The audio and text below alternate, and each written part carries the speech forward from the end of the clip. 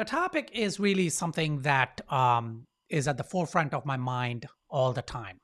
It's the mental health of founders, right? So, emotional support in founder mental health. And the reason is that I've been a founder for as long as I can remember, right? I'm still a founder. I've been a founder of almost, I don't know, 6, 7 different ventures. I've invested as a co-founder around 20. I've had 4 successful exits. I've had 3, 4 different businesses that are still running successfully. And as a founder advisor, so a startup funding advisor, I have advised, I have worked with, I have talked to, I have built relationships with hundreds of founders over the years.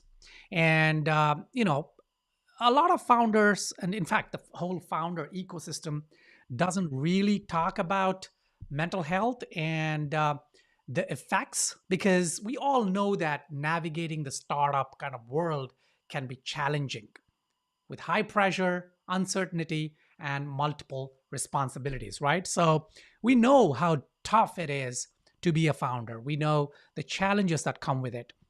On the one hand, we have that kind of passion, the enthusiasm, and the spark in our eye, something that makes us get up in the morning, get out of bed for something other than just money, right? This Most of the founders, startups, launch their startups, think of their startups because of this burning passion inside. Now that's the one hand, but that burning passion actually burns founders out. Um, and this startup journey has a tremendous impact on our mental health. And so this happens because of the high stakes environment, right? So on the one hand, we want to do something, we want to change the world, we want to um, build a company, a business, an idea that would change the world, that would mean something, that would leave a legacy. But then that requires money, that requires putting your career at risk, putting your whole life online for making this a reality. That's a high stakes environment.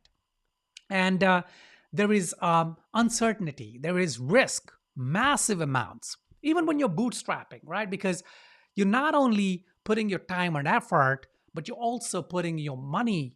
And if you're in seed, pre seed, then you're putting somebody else's money on the line. It's a risk, it's uncertainty. You don't know if this idea will pan out, you don't know if it's going to work out. That is difficult.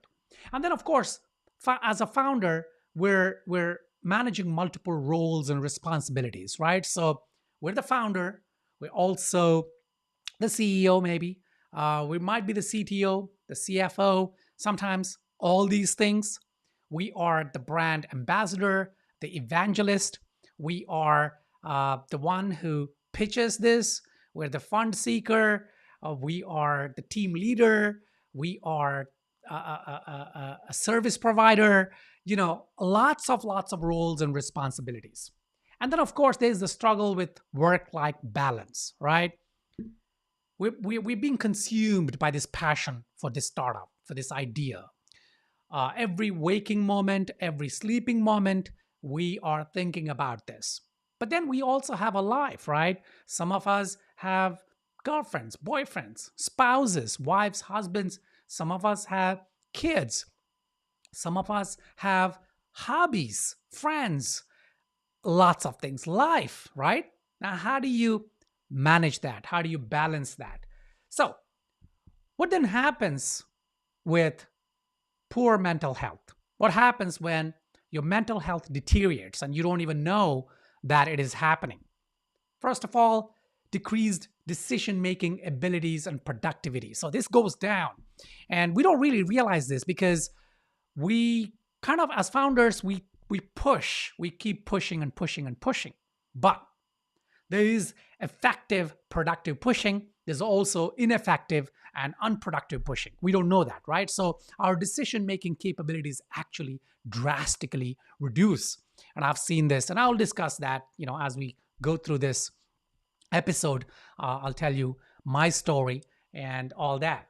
Then we have strained relationships with team members and stakeholders. So as we get burnt out, as our mental health deteriorates, then we are going to have problems with our interactivity with our team members and also stakeholders, usually investors, and of course our families and friends and so on. And there is an increased likelihood of burnout and startup failure. Yes, I have seen my fair share of startups that have failed because the founder that made that took the idea from the seed bootstrapping stage to seed, pre-seed, seed funding stage, got the seed funding, and then was supposed to take it to Series A, was not able to do so because that founder was not the same after they've reached a certain stage. And so yeah, it could lead to failure. I've seen it happen. Personal health risks and long-term consequences. Oh my God, no one talks about this. No one talks about the health risks associated with the high pressure game of startups, and of course the long-term consequences. So I've faced myself, and I'll try and mention, if I can, some of the stories that I've been through, right? So let's talk about emotional support, the key to founder resilience, right? Emotional support as a buffer against stress and burnout. So we need emotional support. And I'll tell you my own story. Back in the day, this was going back 2012, 2013. One of my businesses, one of my startups, overnight, well, when I say overnight, the trigger event happened overnight, but then we had buffer in terms of reserves. We had, savings, company savings, and there was a little bit of capital that gave us a runway for about 8 months without any revenue coming in. Literally, revenue dried up overnight. And I was tasked with the unfortunate task of having to fire a lot of people in the span of 2 weeks, and that took a real big toll on me. And it was the emotional support of not only my team but also my wife and a couple of friends that really helped me face that, go to the brink of the abyss, and then come back like a phoenix rising from ashes. And I was able to turn it around, hire back over 70% of the people that were fired, and within a year, no, actually within 2-3 years, I think it was, made $1 million. So that was a fantastic success story. But I also had, in a couple of other times, failure stories where no, it was that startup had to be written off.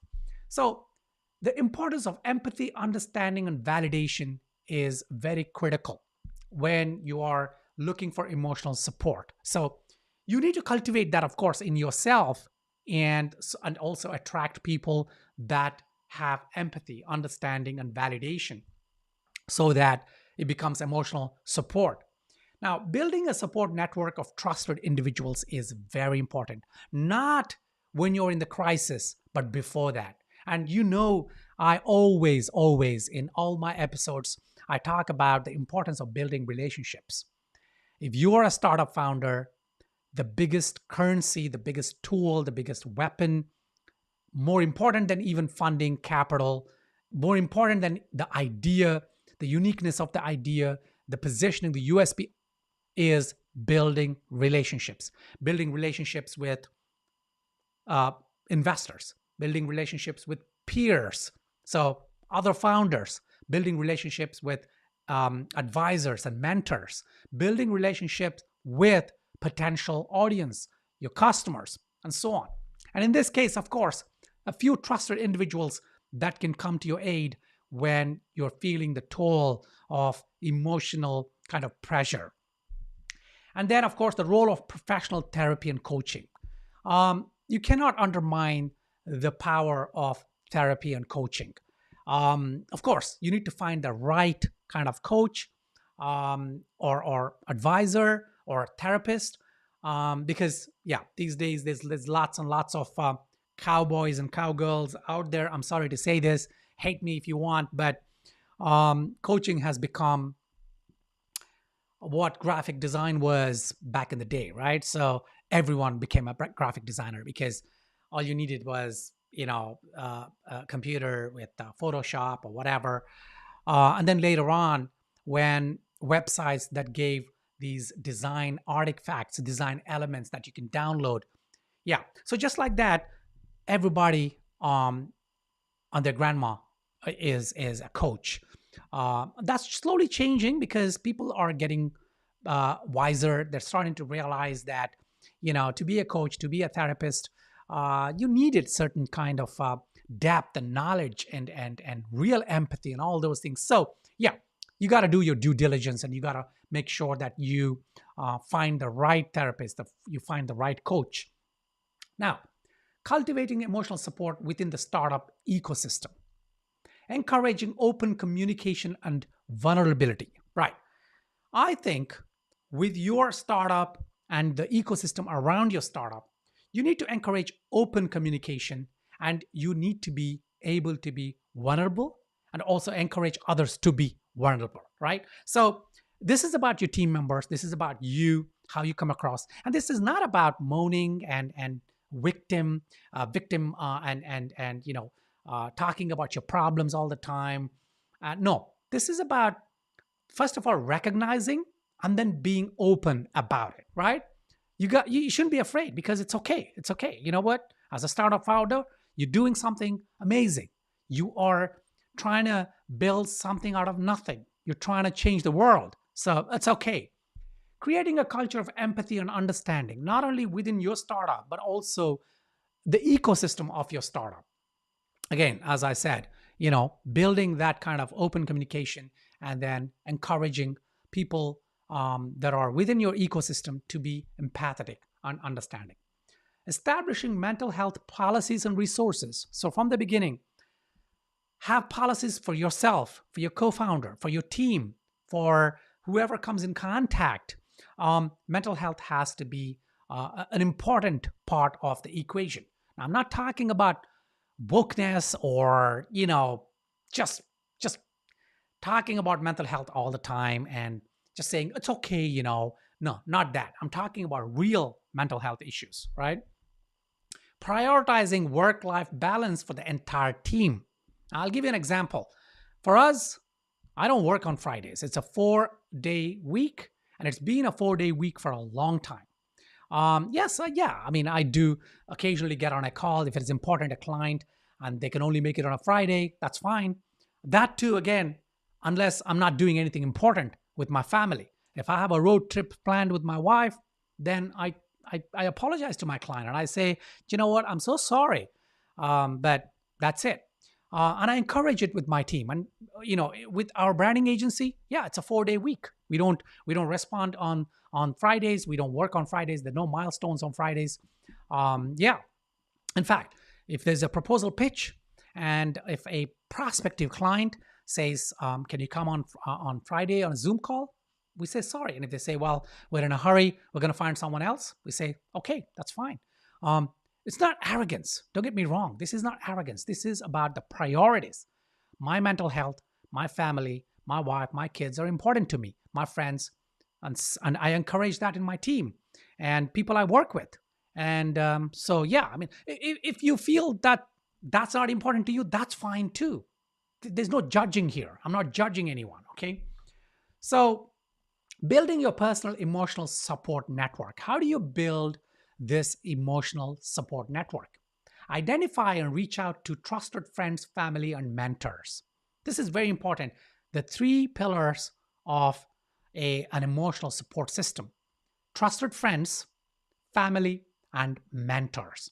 And mentors are advisors, therapists, and all that, right? Trusted friends, of course, there's nothing to say about that.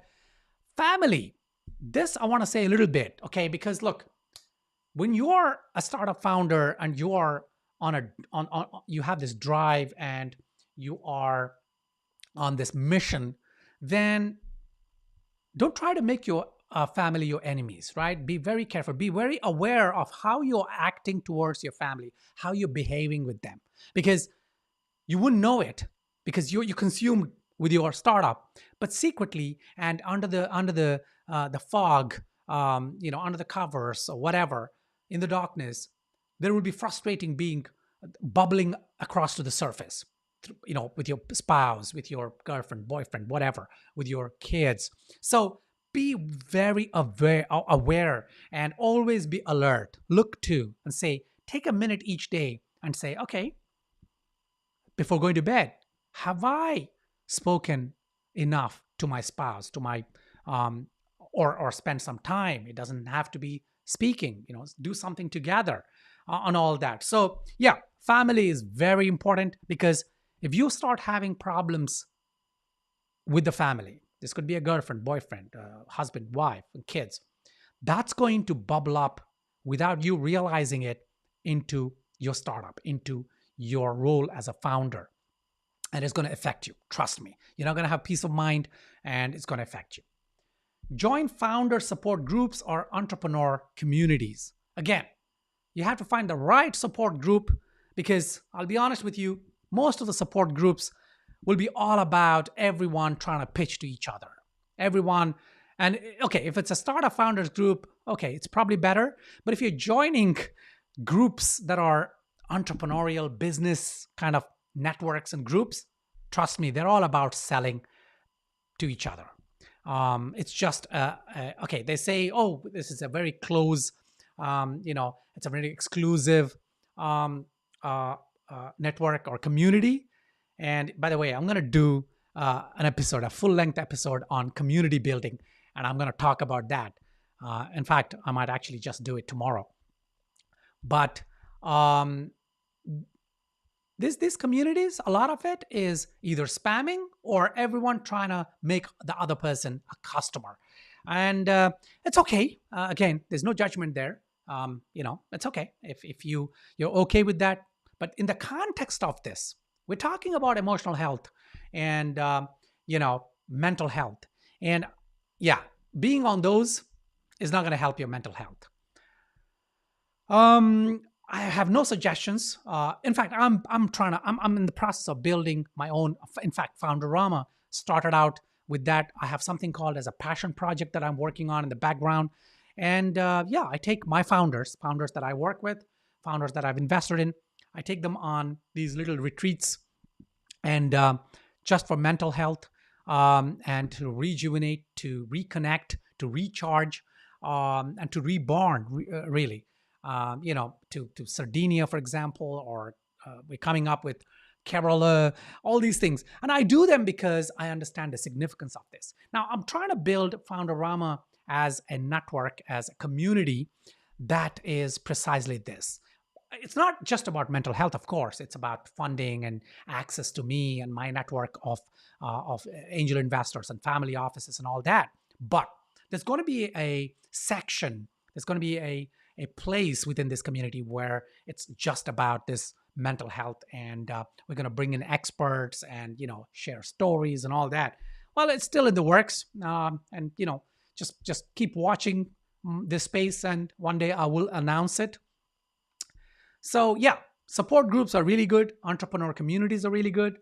Seek professional help from therapists or executive coaches. Okay. Again, therapists, make sure they're qualified, they are certified. And I don't just mean certification, because these days you can attend a 20-hour or 10-hour or even 5-hour kind of a course, and then you get a certificate as a therapist or a coach or a whatever. And if you join these entrepreneur communities, and you will notice that 80% are coaches and are coaches and therapists. And the problem I see with that part, that sector, is that if you are vulnerable, as I said before, an open communication, they will start a dialogue, and then it's they will explore. And this is from experience, yeah. They will explore the negative side of what you're feeling, which is good, yeah. But Mostly it's about taking you to that place where they can then say, okay, shall we then schedule a session? Now, if these sessions are reasonably priced, it's okay. You can give it a try. Maybe a good fit, maybe not. But I saw once these sessions were like, I don't know, $10,000 for 3 sessions or something like that. And I was thinking, what? And it wasn't even clear what would be included in that. And it's okay. You know what? I'm sure I'm not really burning that person. I'm just saying that if there are people who have $10,000 lying around, and yeah, I mean, I can afford to pay $10,000. It's not about the affordability. It's about what is it, and how did you arrive at that place? If if look, everyone has pressures. In fact, the people who are offering that service have their own pressures, right? And usually they're not successful. It's not like they're running successful businesses themselves. One look at their kind of branding and their messaging, and you know that okay, is are they really successful? So look, no one is an expert. Everyone needs. It's like the dentist syndrome, and I always talk about the dentist syndrome. A dentist cannot pull out their own teeth. They need another dentist to do that, right? So look, all I'm saying is be careful and don't go around wasting your money. Just be sure you have the right kind of therapist or executive coach or whatever. Make time for self-care and personal growth activities. In fact, I think that is should come first. And even after that, if you're still feeling, down and out, then yeah, then go for therapists and all. But self-care, personal growth activities. I love that. And for me, I came back from the brink of insanity when my startup in 2012 was went belly up and was almost died. But I brought it back because I started on this path, spiritual path, this holistic path of meditation, and we went to Kyoto and Zen temples and all that, and I really dug deep inside because, like I'll tell you, yes, therapies help, coaching helps, but it has to start from inside, and you need to dig deep inside.